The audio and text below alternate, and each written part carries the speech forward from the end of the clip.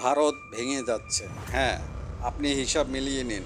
ভারত একটা দুইটা ভাগ না, বহু ভাগে বিভক্ত হয়ে যাচ্ছে। হিসাবগুলো দেখেন। ভারত ভাঙবেই। যারা বিশ্বাস করেছিলেন বা এখনও করছেন ভারতের অখণ্ডতা কখনো যাবে না, বা ভারতীয়বাসী এতটাই ইউনিফাইড বা ইউনাইটেড যা অন্য কোনো দেশে হয়তো নেই।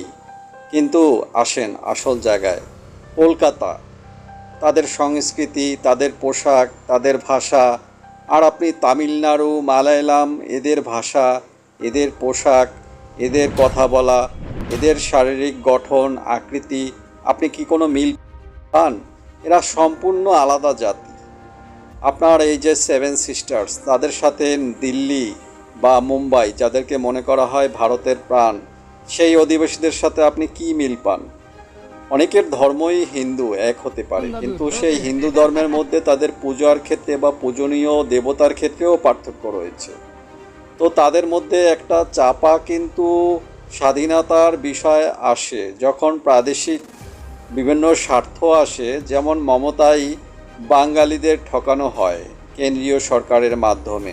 এই কথাটা তো সত্যি, কিন্তু সেই জনগণ বা রাজনীতিবিদ মুখ খুলতে পারে না কেন জানেন? কারণ একটাই রাষ্ট্রদ্রোহী মামলা দিয়ে ফাঁসি দিয়ে দেবে। তো এখানে একটা অভ্যুত্থান দরকার। সেই উপলক্ষটা হয়েছে বাংলাদেশের অভ্যুত্থানকে কেন্দ্র করে। এটা কিন্তু এরকমই চেইন একটা জিনিস। শেখ হাসিনার পতন হয়েছে কিন্তু শুধু তার নিজের জন্য নয়, তার কিছু তোষামতকারী লোকদের কারণে তার পতন হয়েছে, যা সে নিজেও বুঝতে পারেনি হয়তো, কিন্তু জনগণ অনেক আগেই বুঝেছে। ঠিক মোদী সরকারও এই শেখ হাসিনাকে কেন্দ্র করে দেখেন ভারতের দুর্বলতম সময় সেভেন সিস্টার্স তারা মাথাচাড়া দিয়েছে। পাকিস্তান তাদের দখলকৃত ভারতীয় খণ্ডে যে দখলকৃত শহর সেটা তারা ফেরত নিতে উদ্গ্রীব। তারপর আপনার শ্রীলঙ্কা সোচ্চার হয়ে উঠেছে। এদিকে বাংলাদেশ তাদের বর্ডার সুরক্ষা সচেতন হয়ে উঠেছে। ডক্টর ইউনূস হুমকি দিয়েছে বর্ডারে যেন একটা অনিয়ম করে গুলি যেন বাঙালি মানুষদেরকে গুলি না করা হয়। তো এখানে হঠাৎ করে কোনো রাজনৈতিক সংগঠন তারা কিন্তু বিদ্রোহ করে বসতে পারে, সেটা কলকাতা হোক, তামিলনাড়ু হোক, মালায়ালাম, হায়দ্রাবাদ হোক। আর কাশ্মীরের কথা তো বাদই দিলাম, কাশ্মীর তো স্বাধীনতার জন্য যুদ্ধ করে যাচ্ছি।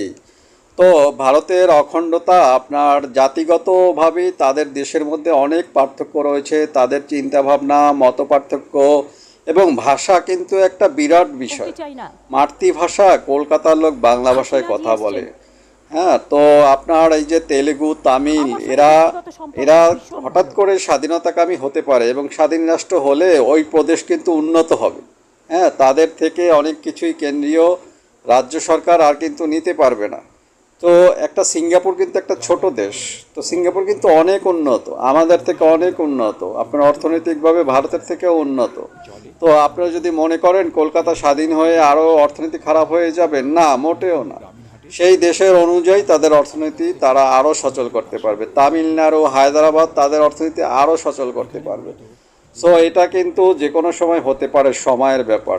তাই ভারত আপনারা পররাষ্ট্রনীতির ক্ষেত্রে যে ভুল ভ্রান্তিগুলো করেছে, বিশেষকারী মোদী সরকার, যারা অন্যদের মুসলিমদের বলে ধর্ম নিয়ে রাজনীতি করে, আদতে সেই ধর্ম নিয়ে রাজনীতি করে এবং এই কারণেই তার পতন হবে ইনশাল্লাহ।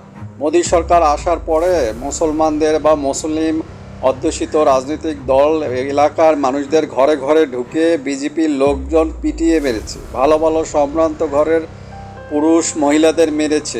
মেয়েরা স্কুলে যেতে পারেনি, তারা নেকাব পড়তে পারবে না, বোরকা পড়তে পারবে না। ওদিকে তারা বাংলাদেশের হিন্দুদের নিয়ে চিন্তিত।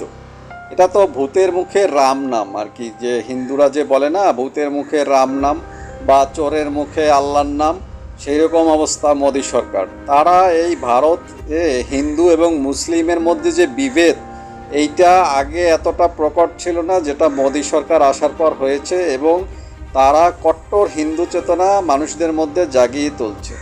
এবং তারা কি জানে না যে ভারতের একটা বিরাট অংশ মধ্যপ্রাচ্য এবং ইউরোপ তথা আমেরিকা বিভিন্ন দেশে তারা জব, বিজনেস, বিভিন্ন জায়গায় মাল্টিপল নেশনের সাথে তারা একসাথে বসবাস করছে। আমি মনে করি সেসব সচেতন হিন্দু প্রবাসীরা মোদির এই ভুলগুলো হয়তো প্রকাশ্যে বলে না বা মুখে বলে না, কিন্তু তারা বুঝতে পারছে যে ভারতের অখণ্ডতা এখন রক্ষা করা জটিল। তো দেখা যাক, সময় বলে দেবে কি হয়। হাসিনাজি এসছেন, আমার সাথে ব্যক্তিগত সম্পর্ক ভীষণ ভালো ওদের সবার, আজকে নয়। আমি এই প্রথম দেখলাম যে বাংলাদেশের প্রধানমন্ত্রী এসছেন বাংলাবাদ। আমি কৃতজ্ঞ যে উনি চেয়েছিলেন দেখা করতে।